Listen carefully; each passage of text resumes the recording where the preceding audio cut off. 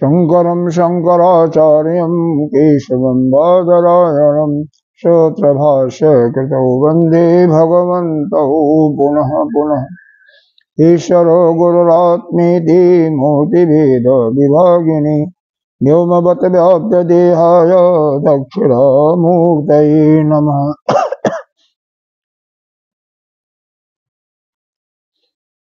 ॐ भद्रं कर्णेभिः श्रीरामदेवाः भद्रं पश्येमाक्षभिर्यजत्राः स्त्रैरङ्गैः तुष्टवांसस्तनूभिः व्यशेम देवहितं यदायुः।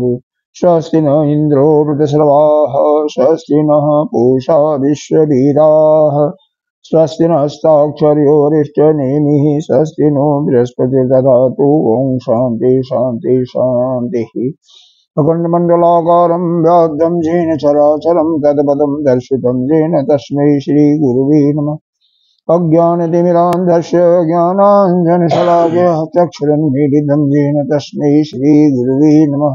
गुरुर्ब्रह्मा गुरुर्विष्णु गुरुर्देवो महेश्वर गुरुः साक्षात् परं ब्रह्म तस्मै श्रीगुरुवे नमः। त्वमेव माता च पिता त्वमेव बन्धुः च सखा त्वमेव वेद्या द्रविणं त्वमेव सर्वं मम देव त्वमेव सर्वं मम देव गजाननं भूतगणाधिसेवितं कपितजम्बो फलचारुभक्षणम् उमासुतं शोकविनाशकारकं नमामि विघ्नेश्वरपादपङ्कजम्। अनंत श्री विभूषित श्री दशनामी 1008 पंचायती महानिर्वाणी अखाड़ा के वरिष्ठ श्रोती ब्रह्मनिष्ठ महामंडलेश्वर एवं उत्तर प्रदेश समाज के अध्यक्ष श्री सदगुरुदेव भगवान के चरणों में कोटि कोटि नमन वंदन अर्चन। यहाँ के अधिष्ठाता देव ब्रह्मचारी श्री कृष्ण चैतन्य जी के अंतःकरण में विराजमान उस परम पिता पुरुषोत्तम को प्रणाम करते हैं। हम पहले मुंडकोपनिषद के पहले अध्याय का दूसरे खंड का 12वां मंत्र पढ़ते हैं। परीक्ष लोकान कर्म चित्तान ब्राह्मणो निर्वेद माया नास्ति कृतः कृतेन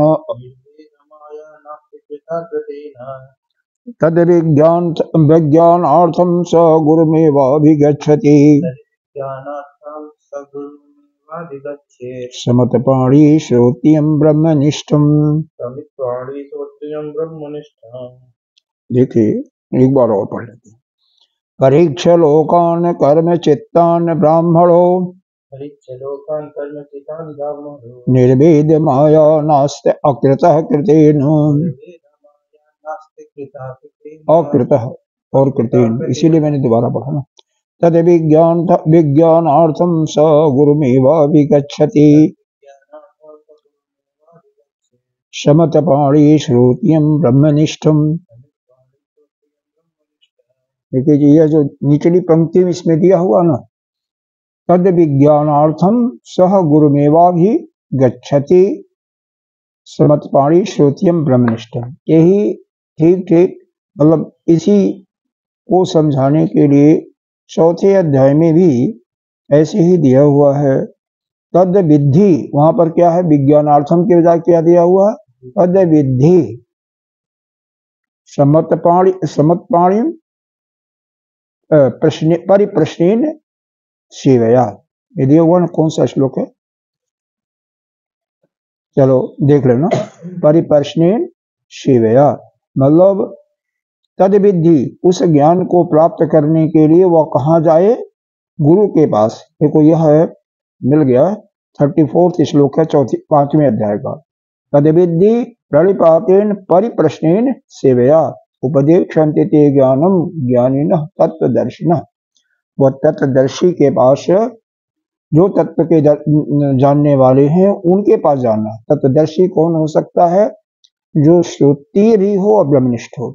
श्रोत्रिय का मतलब होता शास्त्र का ज्ञाता, लेकिन यहाँ पर श्रोत्रिय का जो अर्थ दिया हुआ है उसको देखो क्या दिया हुआ है, बहुत सुंदर अर्थ है। श्रुति का दिया हुआ है अध्ययन श्रुतार्थ संपन्नम, मतलब क्या हुआ? भाष्य के अंदर इसका अर्थ दिया हुआ था ना। ये भाष्य कुछ और नहीं होता है, हर एक शब्दों के अर्थों को ही लिखा होता है। अभी एक एक शब्दों का चुनाओगे जिससे आप उसको समझ सको। तो यहाँ पर क्या है कि जो अध्ययन किया, श्रुति का वेद का अध्ययन करके, अध्ययन ही नहीं किया है, अर्थ संपन्नम, उसके अर्थ को अपने अंदर गृहीत कर लिया। भाई मंत्र तो जानता है वेद का अर्थ, लेकिन वेद को जानता, जैसे हमारे बटुक लोग हैं सब जानते हैं, लेकिन अर्थ तो बिल्कुल नहीं जानते। अर्थ शायद और भी लोग नहीं जानते हैं अच्छे तरीके से, तो उनके अर्थ को सुना ही नहीं है, मनन भी किया और अपने अंदर धारण कर लिया। तो जो अवधारण कर लिया है उसको कहते हैं श्रुति। अच्छा, ब्रह्मनिष्ठ का मतलब क्या होता है? कहते हैं ना, नहीं इसमें अब वो तो ठीक है, वो तो यही बताया गया है आपको और सभी को कि श्रुति का मतलब शास्त्रज्ञ और ब्रह्मनिष्ठ का मतलब स्वयं अपने आत्मस्वरूप निष्ठ है। लेकिन यहाँ पर जो श्रुति का अर्थ बताया वह अध्ययन शतार्थ, श्रुति का अध्ययन करके और संपन्न हो चुके, यानी उसको अपने अंदर धारण कर चुके हैं। ब्रह्मनिष्ठ का मतलब क्या बताया?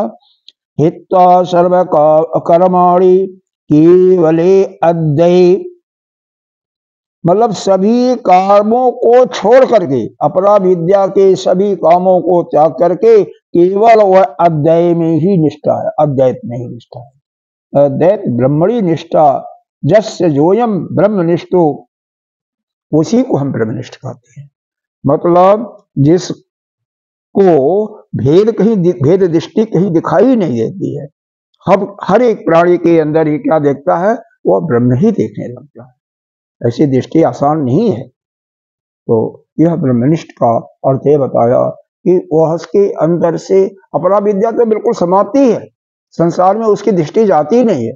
अब जब संसार में दृष्टि नहीं जाएगा तो ऐसा भी नहीं करेगा, कुछ नहीं करेगा, उसके तो दृष्टि केवल ब्रह्म में है। मतलब हर एक के अंदर उस ब्रह्म को ही देखता है, एक ही है, एक ही सत्ता को वो देखता है, और ऐसा जो देख रहा है वही ब्रह्मनिष्ठ है। तो यहाँ पर क्या बताया? तद विज्ञानार्थम, उसको विज्ञानार्थम, उसका ज्ञान प्राप्त करने के लिए, उसको जानने के लिए गुरु मेवा भी गच्छति, वह गुरु के शरण में जाए। और गुरु कैसा होना चाहिए? उसके जाने के लिए समत पाणी। समत पाणी का अर्थ क्या है इसको भी देख लो। समत पाणी का अर्थ दिया है यहाँ पर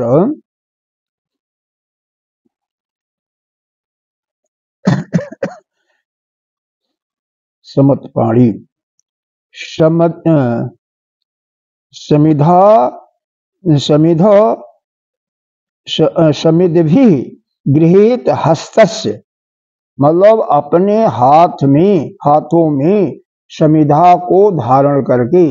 अब समिधा नहीं है तो कुछ भी हाथ में, मतलब खाली हाथ नहीं जाना चाहिए, ठीक है, हाथ में कुछ ग्रहण करके। तो ग्रहण करके जैसे एक कोई हम पूजन करते हैं तो उसमें होता है ना कलावा बांधने का, तो कलावा बांधने में ये नियम है कि कहना चाहिए पंडितों को, अब जैसे कई चीजें हम लोग नहीं कहते हैं, कहना चाहिए। उसमें क्या है? हाथ में कुछ द्रव्य होना चाहिए, नहीं द्रव्य है तो अक्षत ले लिया, फूल नहीं है तो अक्षत ही ले लिया, कुछ तो होना चाहिए जो कि ब्राह्मण देवता जो कर रहे हैं उनको समर्पित करने के लिए। अब यही देखो रुद्राभिषेक में, क्योंकि इनका निष्ठा उतना नहीं है और कोई भी नहीं देखता, पहला ही काम होता है, संकल्प क्या होता है?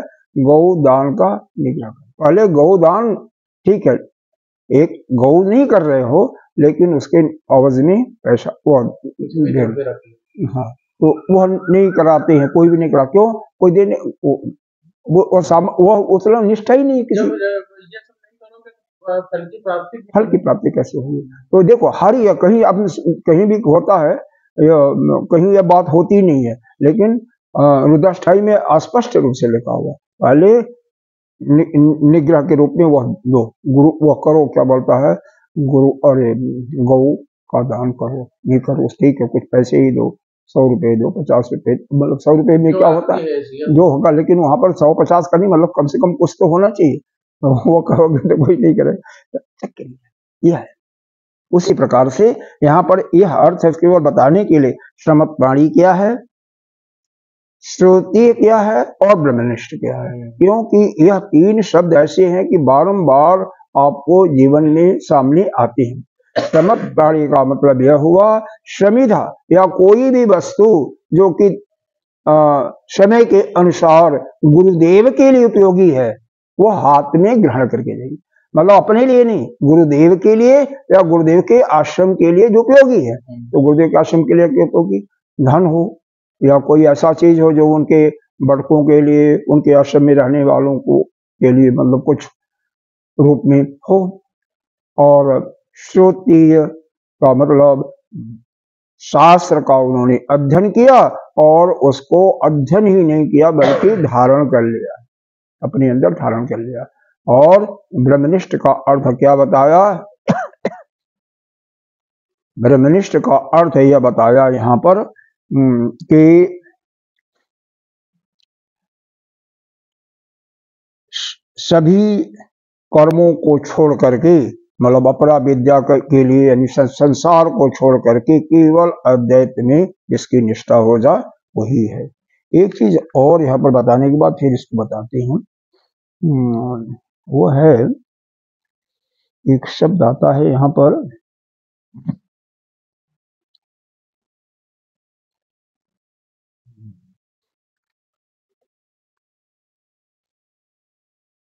यह चलो आएगा, यह मतलब इसमें क्या दिया हुआ है कि यह गुरु कैसा होना चाहिए, या कोई भी यह करता है, यह ब्रह्म विद्या स्वयं अध्ययन नहीं करना चाहिए, किसी न किसी गुरु के शरण में जाकर के अध्ययन करना चाहिए। वही चीज आगे कहीं भाष्य में आया हुआ है। अब आगे इसका अर्थ देखते हैं एक एक। इसके पहले क्या है वो याद है माइंड में नहीं, पीछे जो 10वें और 11वें मंत्र में बताया गया था वो कुछ ध्यान है। 10वां एक बार चलो रेफरेंस के रूप में बता देता हूँ। 10वें मंत्र में उन साधकों के लिए था जिनका जो कि ज्ञान रहित कर्म निष्ठा में कर्म करते थे, मतलब ज्ञान नहीं, ज्ञान के लिए नहीं, उपासना के लिए नहीं, केवल कर्म निष्ठा था वेद के अनुसार ही। वो मतलब वेद नहीं, वो तो दूसरे है ना, जो ज्ञान रहित करते हैं वो इच्छा थोड़ी मांगते हैं, वो तो ग्रस्त है बिल्कुल। और 11वें अध्याय में जो बताया गया 3 के लिए बताया गया था, एक तो ज्ञान सहित जो कर्म करते हैं, दूसरा जो वानप्रस्थ धारण कर लिए हैं, तीसरा सन्यासी। और यह वानप्रस्थ या सन्यास धारण करके केवल ब्रह्म विद्या की प्राप्ति के लिए लगे हुए हैं, अपना जीवन वहां पर भिक्षा इत्यादि के लिए गुजारा कर रहे हैं। पीछे देखोगे एक सबसे बड़ी इस मार्ग में चलने में सत्य का अवबोधन धारण करना ही बहुत जरूरी होता है। एक छांदोपनिषद में हाँ छांदोपनिषद में होता है, यह सत्यकाम जावली था। सत्यकाम से जब गुरुदेव ने पूछा तुम्हारे पिता का नाम क्या है, तो उसने बताया मैं नहीं जानता हूं कि मेरा पिता कौन है, लेकिन मेरी माता का नाम जावाली है और उसके नाम पर मेरा नाम सत्यकाम जावाली है। गुरुदेव ने कहा ठीक है, तुम ब्राह्मण हो, मैं एक दावे के साथ कहता हूं कि तुम ब्राह्मण। क्यों ब्राह्मण हो? ब्राह्मण कभी झूठ नहीं बोलता, यह लेकिन अब वो होने चाहिए ना, अब हम लोग ब्राह्मण हैं तो वो होना चाहिए झूठ की बातों को, जबकि हम देखते हैं अपने घर में ही देखते हैं, दूसरे का क्या, अपने लोगों के साथ देखते हैं झूठ बोलना तो स्वभाव बन गया लोगों का।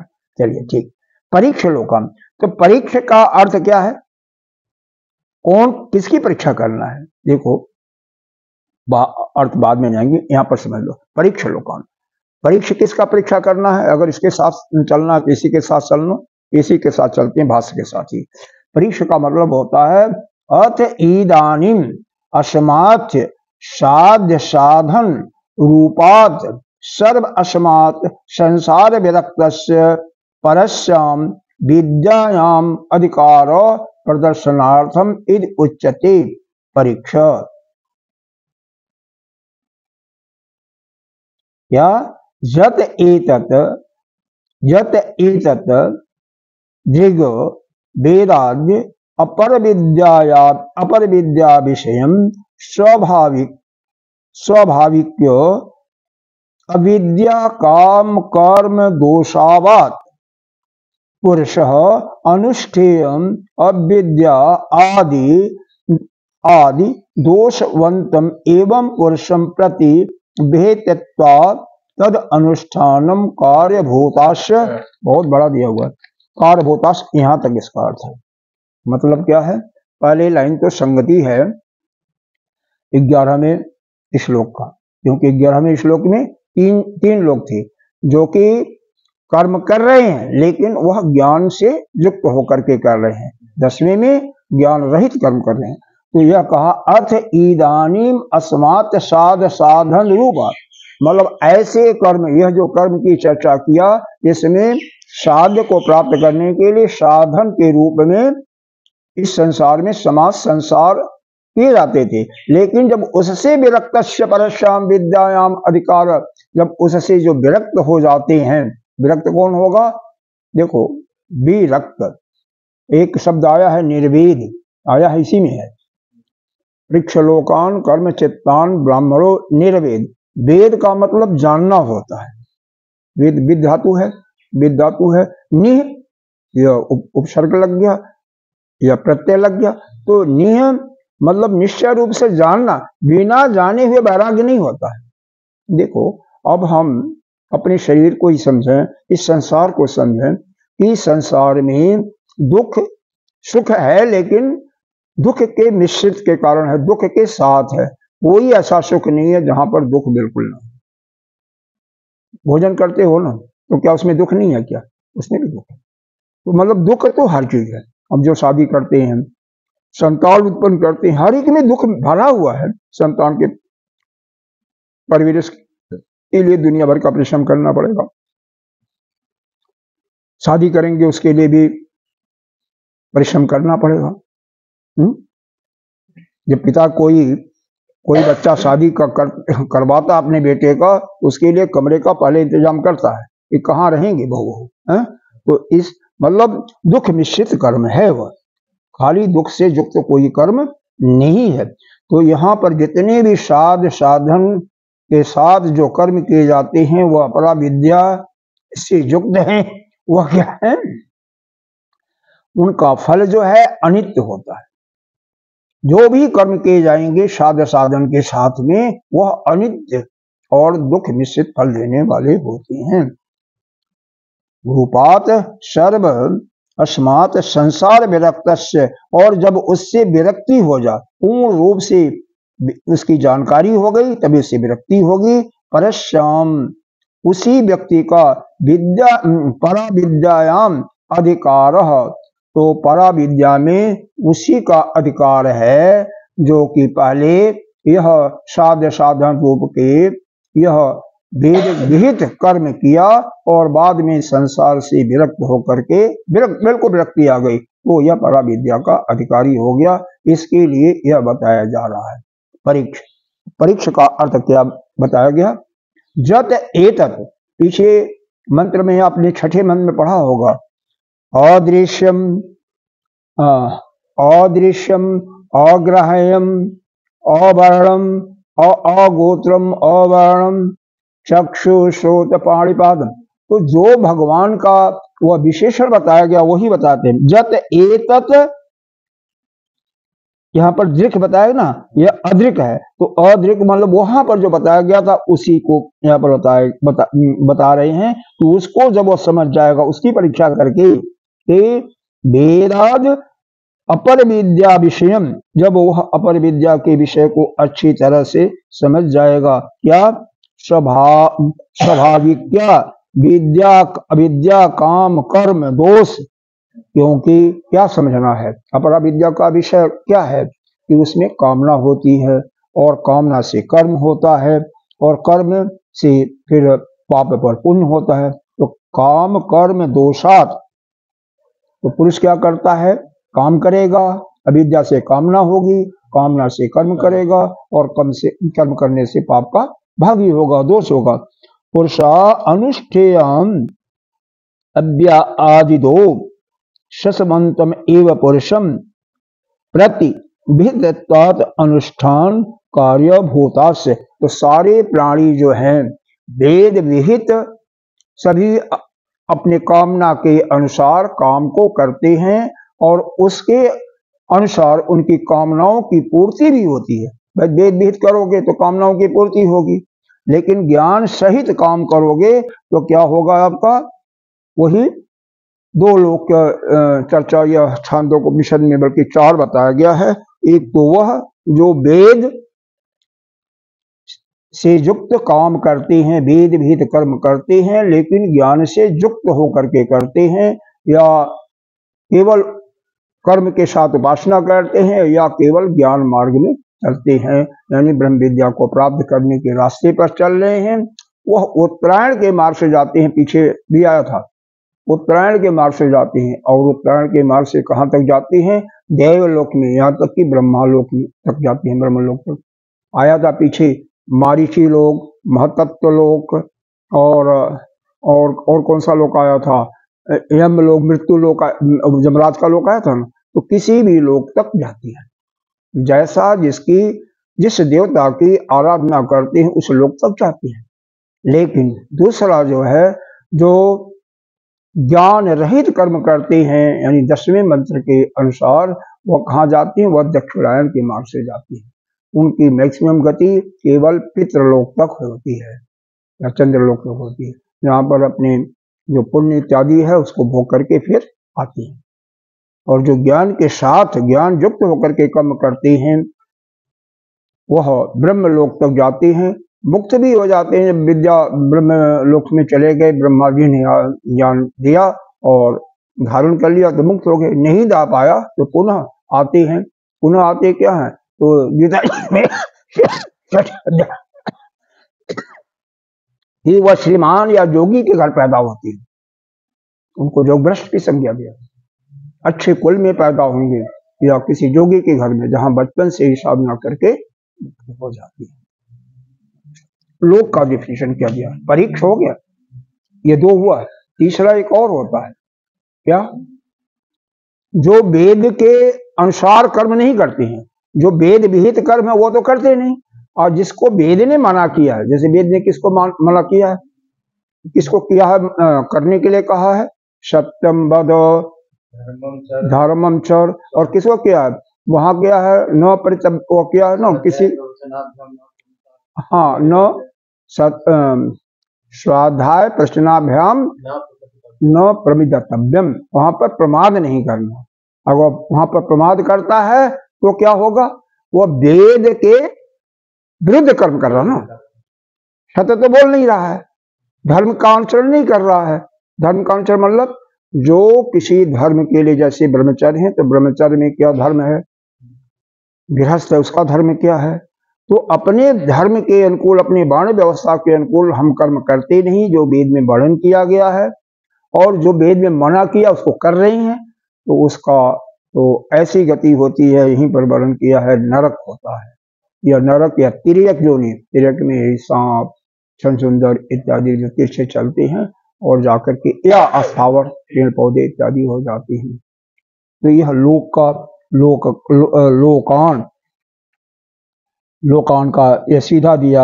दक्षिणो उत्तर मार्ग लक्षणा फलभूता जेच विहित करण, मतलब जैसा कि बताया गया, दक्षिणायन लोक या उत्तरायण लोक से जाना। उत्तरायण लोक से कौन जाता है, जो ज्ञान सहित काम करते हैं, और दक्षिणायन लोक से जाता है, दक्षिणायन मार्ग से, जो वेद और ज्ञान रहित कर्म करते हैं। और तीसरा भी बताया गया, क्या बताया गया, यहाँ पर दिया हुआ है, प्रतिषेधाति क्रम दोष साध्या नरक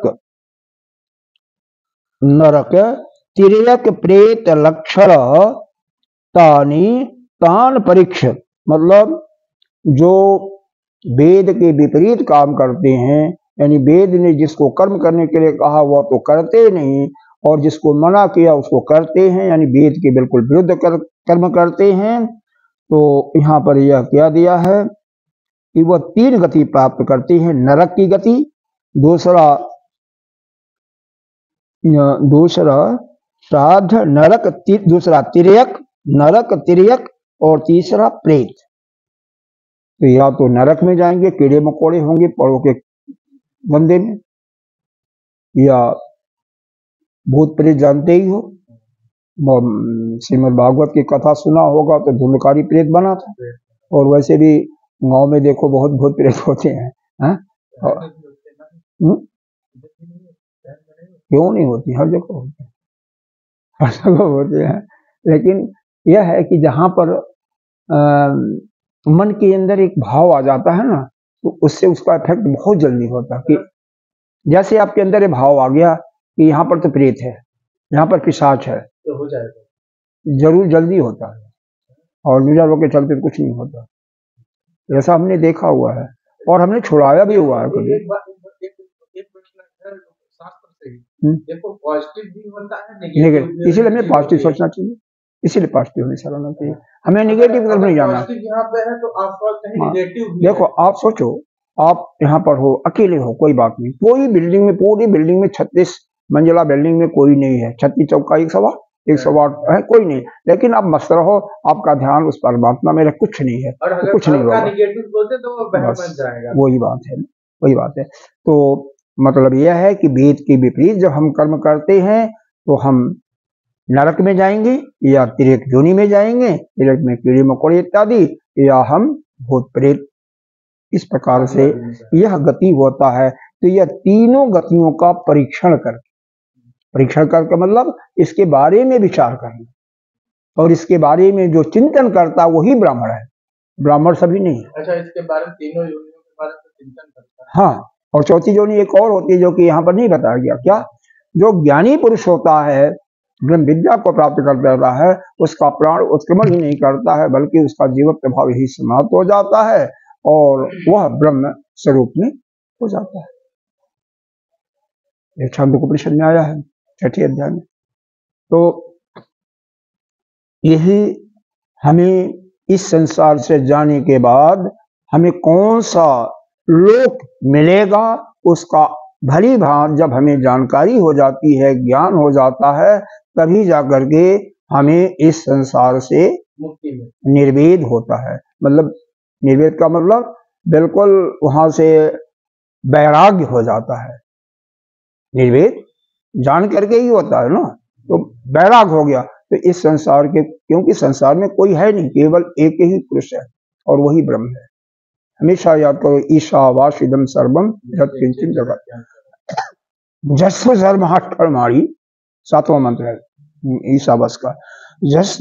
जस्मिन सर्वाणि कर्माणि, नहीं, जस्मिन सर्वाणि भूतानि आत्म एव भूत बीजानतः तत्र कह मोह क शोक एकत्वम अनुपश्यत।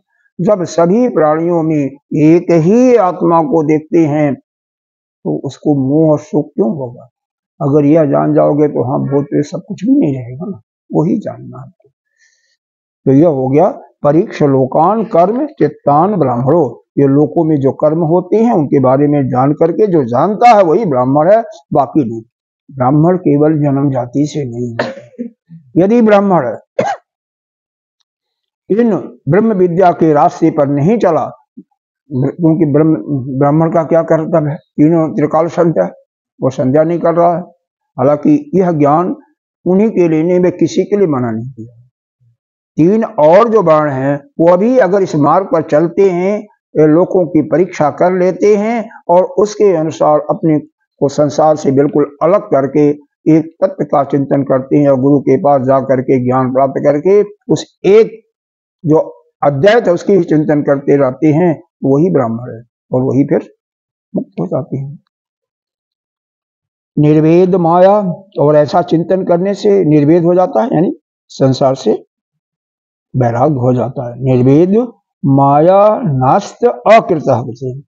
माया, माया का अर्थ देखो आगे आएगा, माया का मतलब स्वप्न इत्यादि। हाँ, परीक्षा कैसे करना है, इसमें 4 प्रमाण दिया हुआ है, पढ़े होंगे आप। प्रत्यक्ष, अनुमान, आगमई, और एक उपमान भी दिया हुआ है। प्रत्यक्ष, उपमान, आगम, उपमान। हाँ, प्रत्यक्ष, अनुमान, आगमई, और एक उपमान दिया नहीं है इसमें। गुरुदेव भगवान ने 4 को बताया था। ये प्रत्यक्ष प्रमाण, अगर आपको देखो, प्रत्यक्ष अमुक व्यक्ति ने यह काम किया था, वैसे किसी ने बकरे को मारा था तो उसका परिवार क्या है, दुखी होगा, वो दुखी हो रहा, ठीक है, दिखाई नहीं देता, लेकिन समय आने पर वो भी दिखाई देता है। कोई हमेशा यज्ञ कर रहा है और गुरु के शरण में है तो उसका परिवार पूरा फला फला है। यहाँ पर देख सकते हो, यही गुरु के जितने भी वह शिष्य हैं, जिनकी जितनी भी अधिक निष्ठा है गुरुदेव में, सभी परिवार से अच्छे हैं। हमने तो जैन धर्म के गुरुओं को भी देखा था, वहां भी देखा था कि जो उनके प्रति उनकी सेवा करते थे, उनकी निष्ठा थी, सब फले फूले थे। तो जो गुरुदेव के शरण में रहेगा, उनके ही अनुसार कार्य को, प्रत्येक कार्य को करता है, वो हमेशा वही नहीं फलता, बस उसका जहां जहां उसका थोड़ा सा भाव, आत्मभाव लगा हुआ है, सभी परिवार के मित्र तो सभी खुश रहते हैं। और क्या है, परीक्षा, प्रत्यक्ष, अनुमान लगा सकते हो। इसी प्रकार से उपमान भी एक को देख करके और आगम शास्त्र के बातों को सुन करके। आगम शास्त्र या गुरु का वाक्य, सर्वतो जथा आत्म एवानाधार्य लोकान संसार गति भूतान अव्यक्त आदि अस्थावरांता व्याकृत लक्षण बीजांकुर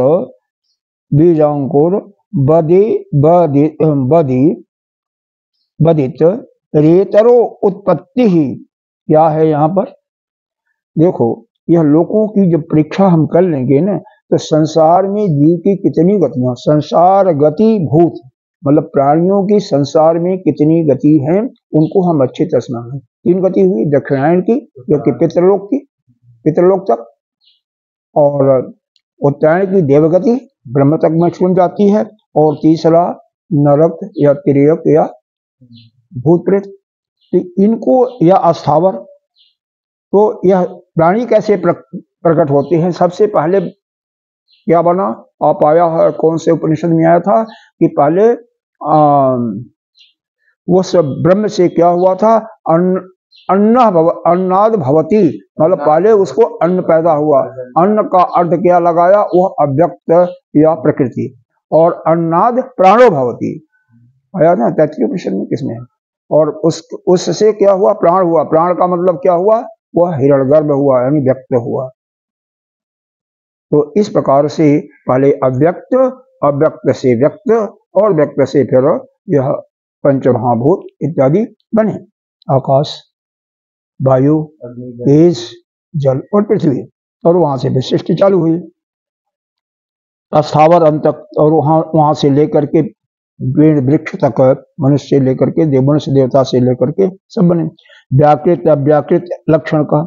और बीजांकुर बदित रेतरोद उत्पत्ति निमित्तान अनेक अर्थ शस्त्र सहस्त्र संकुलंद कदली गर्भ वद असारान माया मरीचि उदक गंधर्व नगर स्वप्न जल बोध हेन समान प्रति लक्षण प्रधंसा पृष्ठतः।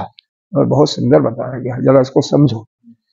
क्या बताया गया है, इन लोकों में संसार की गतियां क्या होती हैं, जैसे बीज का अंकुर होता है ना, बीज जैसे अव्याकृत से यानी प्रकृति से आप आए हिरण्यगर्भ में, वहां पर बीज अंकुरित हुआ, आपके कर्म के अनुसार आपका किसी जोनि में उत्पत्ति हुई, अनेक अनर्थ, और वहां पर क्या होता है, अनेक प्रकार के अनर्थ यानी दुखों को सहती है। किसी भी जोनि में चले जाओ, चाहे वो देवता ही क्यों न हो, वहां दुख का क्या है, वह जब वो उनका पूर्ण समाप्त हो जाएगा फिर उनको मरना पड़ेगा ना, शरीर को छोड़ना पड़ेगा और फिर जन्म लेना पड़ेगा।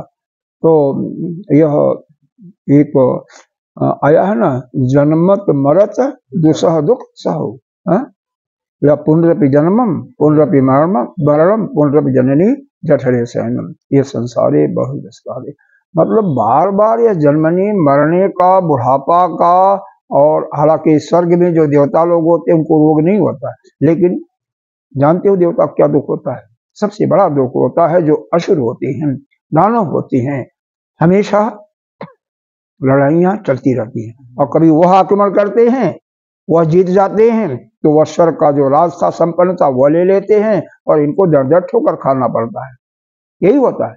तो कोई भी सुखी नहीं है। मनुष्य में क्या दुख सुख है वो देख रहे हो, पशु पक्षी में देख लो, अगर आप हंस है, मृग है, उसको देख रहे बहुत सुंदर है, फिर उसको मारने वाला तो कोई है ना, है? मोर है, मोर भी किसी को मारता है, उसको मारने वाला भी कोई है। मतलब यह है सबका सभी से डर लगा हुआ है?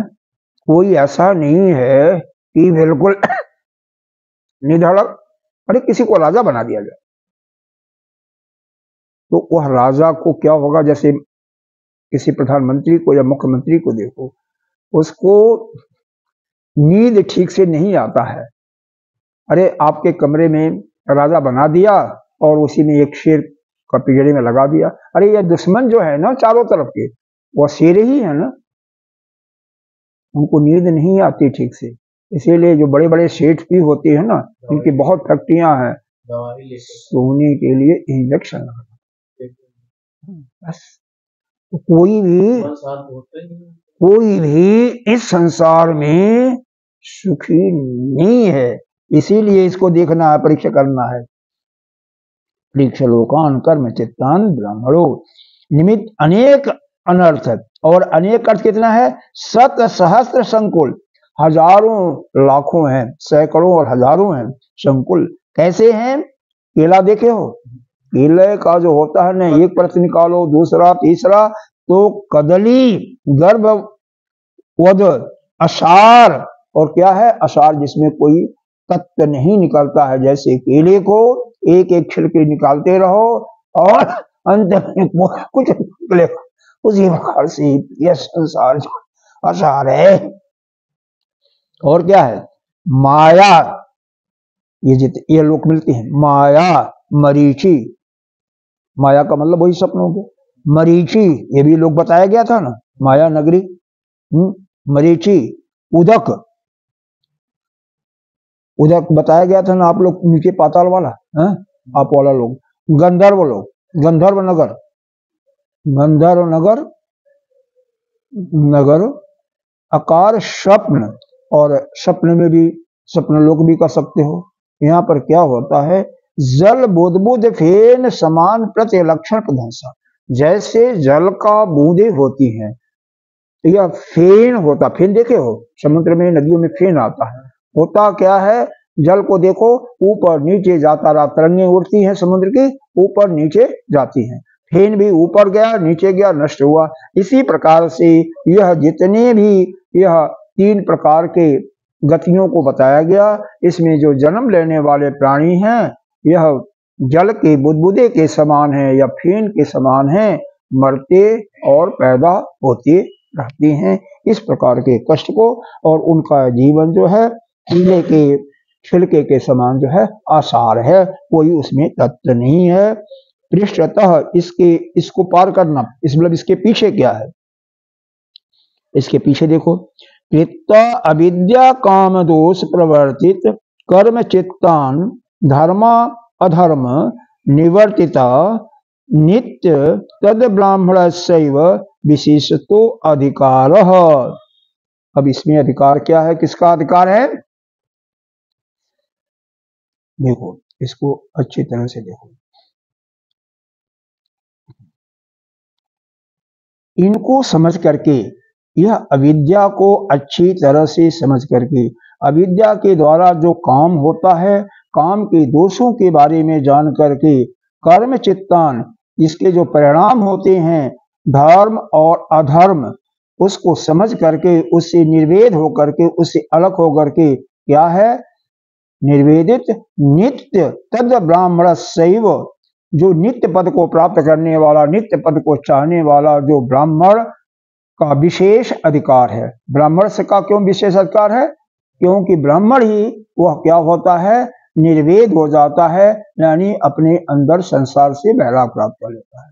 इसका मतलब यहाँ पर ब्राह्मण वह ब्राह्मण नहीं, वह ब्राह्मण नहीं जो कि ब्राह्मण कुल में तो पैदा हुआ है लेकिन ब्राह्मण का कर्म कर्तव्य नहीं करता है। वह ब्राह्मण जो त्रिकाल संध्या करता है, नित्य प्रति यज्ञ करता है और यज्ञ के साथ साथ फिर उपासना भी करता है, उपासना और फिर ज्ञान के शरण में गुरु के पास जाकर के करता है, उसका अधिकार है, उसी का अधिकार है। उसका क्या करता है, क्या करना चाहिए? सर्व त्यागेन, सब कुछ त्याग करके, सर्व त्यागेन, सब कुछ त्याग करके, ब्रह्म विद्यायाम इति ब्राह्मण ग्रहणम, मतलब इस संसार की सभी चीजों को त्याग करके इस ब्रह्म विद्या को ब्राह्मण के द्वारा ग्रहण करना चाहिए। समझ में आ रहा? मतलब ब्राह्मण कुल में जन्म लेने का प्रयोजन तभी सिद्ध होता है जबकि सब कुछ त्याग करके, यानी संसार के सभी कर्मों को त्याग करके, संसार का कोई कर्म हमारे लिए उचित नहीं है, चाहे अच्छा भोजन, चाहे अच्छा वस्त्र, चाहे अच्छी गाड़ी, चाहे अच्छा महल, सब कुछ त्याग करके हमें केवल ब्रह्म विद्या का आश्रय लेना चाहिए। उसी को कहती हैं ब्रह्म। परीक्षा लोकान किम कार्य द्वचते, तो कहते हैं कि लोगों की परीक्षा करके कौन का कार्य करना चाहिए उसके लिए बताया जा रहा है। निर्वेद पाला, निर्वेद का मतलब पाला क्या हुआ? वैराग्य। नियपूर्वो विधि अत्र वैरागार्थे वैराग्य मायात कुर्यात इति एतत् सवैराग्य प्रकारः प्रदर्शते। जब संसार के अंतर्गत जो पहले बताया गया कि अविद्या से युक्त होकर के क्या कुछ कहते हैं, काम और कर्म जितने भी होते हैं सारे अविद्या से ही युक्त होते हैं। यानी अगर किसी के अंदर अविद्या न हो, यानी अविद्या का नाश हो जाए, तो वह कभी भी कर्म नहीं करेगा। तो अविद्या के कारण ही कर्म होते हैं, कामनाएं आती हैं, कामना के कारण कर्म होता है। तो उन सब के कारण, उन कर्मों के कारण उसका बारंबार जन्मना मरना इत्यादि जो है, उसी को परीक्षा करके उसको बिल्कुल क्या हो जाना चाहिए, इस संसार से विरक्त हो जाना चाहिए। यह वैराग्य का प्रकार यहाँ पर दिखाया गया है, किस प्रकार से वैराग्य होता है। यह संसारे नाश कश्चित अप्रकृत पदार्थ, इस संसार में कोई भी वस्तु प्राप्त करने के योग्य नहीं है, कोई है ही नहीं है, क्योंकि सब तो ब्रह्म है, तो है क्या? कुछ है ही नहीं है, फिर भी कोई चीज अकृत है। सर्व एव ही लोका कर्मचिता कर्मकृत्वात् च अनित्या।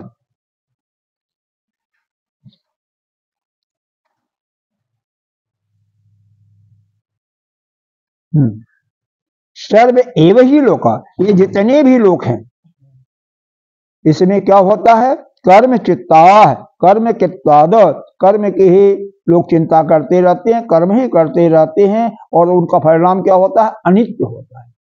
कुछ भी कर लो, कितना बड़ा यज्ञ कर लो, कितना बड़ा पूजा कर लो, कितना बड़ा कोई भी कर्म कर लो, सबका फल क्या होगा? अनित्य, थोड़ा सा ही सुख मिलेगा। न नित्यम, नित्य कुछ भी नहीं है, स्पष्ट कर रहे हैं भास्कर। किंचित, किंचित अति, अतित भी प्राय, कोई भी कुछ भी जरा सा भी नित्य नहीं है। सर्वम तो कर्म अनित्य से साधनम, जितने भी इस संसार में कर्म किए जाते हैं उनका फल सबका अनित्य ही है। या तो वो कर लो, फिर बाद में इसको समझ में नहीं आया। नहीं तो समझ में नहीं आएगा। इसमें यही बताया जा रहा है, जितने भी साधन है इस संसार में करने के लिए, जितना भी, सब का परिणाम अनित्य है। चाहे कितनी बड़ी फैक्ट्री खोल लो, कितना बड़ा आपका करोड़ों अरबों का टर्नओवर हो जाए, लेकिन उसका परिणाम क्या है? अनित्य है। आज है, कल नहीं रहेगा, एक दिन नष्ट होना यह श्योर है। जस्मात् चतुर्विधम एव ही सर्वम कर्म कार्यम उत्पाद्य प्राप्य संस्कार विकार वह। कह रहे हैं कर्म का चार ही फल होता है। पहले शायद गुरुदेव ने पढ़ाया हुआ, पढ़े होंगे। एक तो उत्पाद्य होता है, एक प्राप्य होता है, एक संस्कार होता है, एक विकार होता है। क्या? अरे भाई, अगर कोई वस्तु आपके पास नहीं है तो उसको क्या कर सकते हो? कर्म के द्वारा उसको उत्पादन कर सकते हो। जैसे आपके पास गेहूं नहीं है और खेत है, तो खेत को अच्छी तरह से पलाव करके, नमी पैदा करके, उसमें बीज डाल करके कुछ दिनों के बाद मिल जाएगा। या प्राप्त कर सकते हो, यानी पैसे हैं, कर्म करो तो पैसे से बाजार से आपको मिल जाएगा। या संस्कारित, मान लो यह गंदगी है या कोई टूटा हुआ है कुर्सी, तो उसको संस्कारित, उसको ठीक करवा दिया, वो संस्कारित हो गया। अभिकारी नष्ट हो गया। जैसे एक कुल्हड़ है, उसमें दूध या दही भरा हुआ है, बच्चा आया कोई खेलते हुए, डंडा मारा और वह नष्ट हो गया। और उसी कुल्हड़ को ऊपर से सजा दिया गया तो वह संस्कारित हो गया, संस्कारित हो गया। उसको बाजार से आपने लाया तो प्राप्त कर लिया। तो यह कर्म के द्वारा यह चार चीजें ही होती हैं। या किसी चीज को उत्पन्न कर सकते हो, या प्राप्त कर सकते हो, या संस्कारित कर सकते हो, उसको अच्छा बना सकते हो, या विकार कर सकते हो, यानी उसको विनष्ट कर सकते हो। इसके अलावा कर्म का कोई फल नहीं। और जितना भी होगा सब थोड़े समय के लिए होगा, नित्य होगा। इसके अलावा कर्म का कोई विशेष नहीं है। अहम च नित्य अमृते न अभयन। लेकिन अगर विशेष किसी को प्राप्त करना है या नित्य फल प्राप्त करना है, और नित्य भी हो और वह मधुर भी हो, अमृत से भी भरा हो, यानी अच्छा भी लगे सबको, अभय हो, डर भी नहीं किसी से। अब मान लो आप अकेले रहो और यह जानो कि हमारे सिवा कोई नहीं है, तो किसी से डर लगेगा क्या? तुम्हें डर लगने का प्रश्न नहीं है। तो यहाँ पर भाष्यकार के बताने का यही अर्थ है कि उसी को समझो कि यहाँ पर केवल एक ही तत्व है, वह अद्वैत ही है, जिसके कारण क्या है? वही नित्य है, वही अमृत तत्व है, वही अभय है, क्योंकि फिर कोई डर नहीं है। कूटस्थ का मतलब जैसे लोहार की निहाई होती है, वह इधर उधर नहीं होती, बिल्कुल स्थिर है। अचलेन कूटस्थ न चलेन मतलब अचल है, ध्रुव स्थिर है। ध्रुवेण अर्थ न आर्थी तद विपरीत, न उसके विपरीत, मतलब जो पहले इस संसार में कर्म का जंजाल बताया गया, कर्म के द्वारा जो मिलता है सब अनित्य मिलता है। सुख जो है वह दुख से मिश्रित होता है, लेकिन उसके विपरीत जो है वह जो ब्रह्म विद्या के द्वारा जो तत्व की प्राप्ति होगी वह नित्य होगा, मधुर होगा, यानी अमरत्व होगा, वह अचल होगा, वह स्थिर होगा, उसमें किसी प्रकार का कोई विकार नहीं होगा। अतः किम कृतेन कर्मणा आयास बहुले नाम अनर्थ साधनेत्वम। इसलिए यह बहुत प्रकार के साधनों के द्वारा यह कर्म करने की क्या आवश्यकता आपको? नहीं, कोई फायदा नहीं है ना। निर्वड़ो का मतलब होता है इससे अलग कर लो, अपने को चित्त को हटा लो, मतलब कर्म करने से अपने को बिल्कुल अलग कर लो। जैसे वहां से बिल्कुल उपरत होता है ना, उड़ जाओ, क्योंकि यह कर्म करने से जो भी मिल रहा है वो आपको सब दुख से भरा हुआ है। सुख भी मिलेगा, दुख भी मिलेगा, सब बिल्कुल दुख मिश्रित सुख मिलता है। अभयम, और क्या हो जाओ? अभय हो जाओ, किसी से कोई डर नहीं रहेगा। शिवम कल्याणकारी हो जाए, और क्या है, नित्य पद को प्राप्त कर, नित्य पद। अगर ऐसा चाहते हो तो क्या होगा, जप विज्ञानार्थम, उसके ज्ञान के लिए, उसको प्राप्त करने के लिए, उसको जानने के लिए अपनी विद्या को क्या जाओ, विशेषेण अधिगमार्थ सह निर्वणो ब्रह्मणो गुरुमेवा आचार्य, ऐसे गुरुदेव के पास जाओ, इसके जो कि सम दम आदि संपन्न अभिगच्छित, वह गुरुदेव कैसे हो, आपके समाधि खड़ संपत्तियों से युक्त हो, उनका अपने इंद्रियों पर कंट्रोल हो, मन पर कंट्रोल हो, यही हो ना, वह इनसे ऊपर उठ चुके हों, श्रद्धा निष्ठा, यानी जो आपके यह लक्षण बताए गए हैं, किसके, साधन संपन्न, जो एक साधक के लक्षण बताए गए हैं, साधन चतुष्टय से संपन्न, मतलब विवेक भी हो, वैराग्य भी हो, शमदम खड़ संपत्तियां हो, मुमुक्षत्व हो, ऐसा कोई है तो क्या करे, शास्त्रोपि स्वातंत्रेण, शास्त्राज्ञो, शास्त्र को जानने वाला, शास्त्र को जानने वाला, जानने के लिए स्वातंत्रेण ब्रह्म ज्ञान अन्वेषणम। ओहो, यहाँ पर बहुत मतलब एक प्रकार से फिर आपको सतर्क किया गया है कि ऐसा होने के बाद भी आपको ब्रह्म ज्ञान को प्राप्त करने के लिए, अन्वेषण माने प्राप्त करने के लिए यहां पर आता है, वैसे अन्वेषण का अर्थ होता खोज, आविष्कार, लेकिन यहां पर है ब्रह्म ज्ञान को प्राप्त करने के लिए आप स्वतंत्र नहीं हो। क्या, कैसे हो, कुर्यात एतद गुरुमेवात अवधारण फलम, मतलब वह गुरुदेव का शरण ले, नहीं समझे, गुरु की शरण लो, इस ब्रह्म ज्ञान को प्राप्त। हाँ, सीधे है, तद विज्ञानार्थम स गुरुमेवा भी गच्छति, समतवाणी श्रोत्य ब्रह्मनिष्ठम, उसी के पास जाना चाहिए, सब कुछ होकर के भी नहीं प्राप्त कर सकते। गुरु की शरण में जाओ, सब कुछ से युक्त हो, पूरा परिपूर्ण। और कैसे जाओ, समतवाणी के साथ जाओ, समतवाणी के साथ इस बता दिया गया था पहले, जिसमें समतवाणी का मतलब होगा संविदा इत्यादि को हाथ में लेकर के, श्रोतीय का मतलब वह शास्त्र का ज्ञाता भी हो, और वह, हाँ, और वह केवल अद्वैत भाव में निष्ठ हो।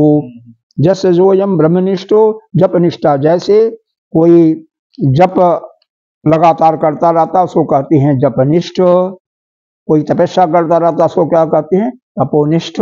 वैसे ही वह गुरु जो है केवल अद्वैत में हो, अद्वैत के अलावा उसको कुछ भी नहीं आता, केवल अद्वैत है, दृष्टि कहीं नहीं।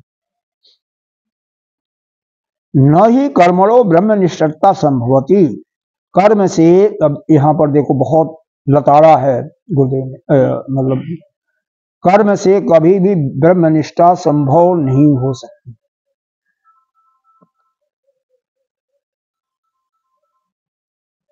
ब्रह्मनिष्ठा कभी भी कर्म से संभव नहीं हो सकती, समझ में आ रहा है, मतलब कर्म से चाहे अपने स्वरूप में निष्ठा नहीं हो सकता, कभी नहीं हो सकता, कभी नहीं हो सकता। कर्म कितना प्रकार का, कितना भी कर्म कर लो उससे, क्योंकि कर्म के चार ही चीजें फल मिलते हैं, किसी वस्तु को उत्पाद कर सकते हो, प्राप्त कर सकते हो, संस्कारित कर सकते हो, और विकार नष्ट कर सकते हो, इसके अलावा कोई परिणाम नहीं है। इसके लिए तो तुम्हें क्या करना चाहिए, केवल देखो आगे क्या दिया हुआ है, कर्मात आत्मज्ञाना विरोधात, यह जो है, यह कर्म जो है वह आत्मज्ञान के विरोध है। जो भी आत्मज्ञान को प्राप्त करना चाहता है, ब्रह्म विद्या को प्राप्त करना चाहता है, वह उसको संसार के सभी प्रकार के कर्मों से अलग होना चाहिए, क्योंकि कर्म का और ज्ञान का एक दूसरे से बहुत बड़ा विरोध है। मतलब कोई गृहस्थ आश्रम में रहते हुए चाहे ब्रह्मनिष्ठा प्राप्त करना, तो संभव कदापि नहीं है, सीधे स्पष्ट कर दिया। सत गुरुम विधिवत उपसन्न, तो वह गुरु क्या करेगा, जब गुरु के पास जाएगा तो यह विधिवत प्रसाद प्रक्षेद अक्षरम पुरुषम सत्यम, गुरु के पास जाकर के उपसन्न माने जाकर के उनके प्रसाद को, प्रसाद कैसे लेगा, जब उनकी सेवा करेगा, परिप्रश्न सेवा है ना। और प्रक्षेद अक्षरम पुरुषम सत्यम, उस अक्षर सत्य, अक्षर जो तत्व है उसके बारे में जब वह प्रश्न पूछेगा, उसकी प्रश्न करके उस अक्षर जो सत्य पुरुष है उसके संबंध में पूछा, जब उसके संबंध में पूछेगा तभी तो बताएंगे गुरुदेव। यह मंत्र ठीक ठीक आ गया, दोबारा बताना पड़ेगा। आ गया पूरा, हम बताओ सुना है। अच्छा, वहां से नहीं अपने मन से सुनाओ, उसको बंद करो और फिर सुनाओ। नहीं, संस्कृत पढ़ सकते हो। परीक्ष लोकान कर्म चितान ब्राह्मणो निर्वेदमाया नास्ते कृते कृतेन तद्विज्ञानार्थम तद्विज्ञानमेव विदच्य समुत्पाणि तो अब इस श्लोक को याद रखो, ये मंत्र तो याद हो ना, मंत्र को मत देखो, तुम तो मत देखो कम से कम। गुरु के शरण में ऐसे जाना चाहिए, समुत्पाणि सरलता रूप से जाना चाहिए। हाँ वो तो ठीक है, लेकिन परीक्षा लोकान पहले परीक्षा, हाँ ठीक है, मतलब वो बाद वाली बात है, ठीक है, जैसे हमने बताया वैसे कर रहे हो, लेकिन सबसे पहले क्या है, परीक्षा लोकान। यह हमें जितने भी लोग हैं उनकी पहले परीक्षा करनी चाहिए। कौन कौन लोग हैं, एक तो उत्प्राण मार्ग से जाकर के, और दूसरी क्योंकि गति जो होती है यह जीव की 3 प्रकार की गतियां यहाँ पर बताई गई हैं। एक तो जो केवल कर्म रहित कर्म करता है उसकी दक्षिणायन मार्ग से गति, और वह केवल कहाँ तक है, यह पितृलोक तक है। और जो मार्ग से जाएगा पितृलोक तक, पितृलोक पे जाएगा या चंद्रलोक तक। और जो कर्म सहित का मतलब ज्ञान सहित कर्म करता है, ज्ञान भी ग्रहण करता है और हाँ, मतलब जैसे उपासना करता है कर्म सहित ज्ञान हो गया, या सत्संग का, जैसे हम गुरुदेव के जितने भी भक्त हैं, शिष्य हैं, दोनों काम प्रायः करते ही है ना। मतलब कोई अगर भगवान की पूजा अर्चना भी तो करते हैं, घर पर करते हैं ना, करते ही होंगे मान लो, और यहाँ पर ये भी कर रहे हैं, तो उनकी गति जो है वो उत्तरायण मार्ग से ब्रह्म लोक तक भी हो सकती है, जैसा उनका जिसकी आराधना वो करते हैं। अगर ब्रह्म की आराधना करते होंगे तो ब्रह्म लोक तक जाएंगे, अगर मान लो इंद्र की अगर आराधना करते होंगे इंद्र लोक तक जाएंगे, हाँ, तो जहां तक वहां तक जाएंगे, और वहां पर ज्ञान प्राप्त करके मुक्त भी हो सकती है। तो परीक्षा लोकान कर्म चित्तान, इन कर्मों के बारे में, और तीसरी गति बताया नहीं, इसके बाद तीसरी एक गति और बताया ना, जो कि शास्त्र के विपरीत कर्म करते हैं। शास्त्र जो विहित कर्म है वो तो करते नहीं, और शास्त्र के विपरीत जो कर्म है उसको करते हैं। उनका क्या बताया, नरक जोनी बताया, तिर्यक जोनी या भूत प्रेत इत्यादि बनती हैं। तो इन तीनों प्रकार की गतियों को समझ करके निर्वेद हो जाए, यानी वैराग्य अपने अंदर धारण कर, इनको समझ करके इस संसार से बिल्कुल वैराग हो जाए। निर्वेद माया, जब माया रूपी जो यह संसार है, माया ही है ना, हाँ, माया ही तो है।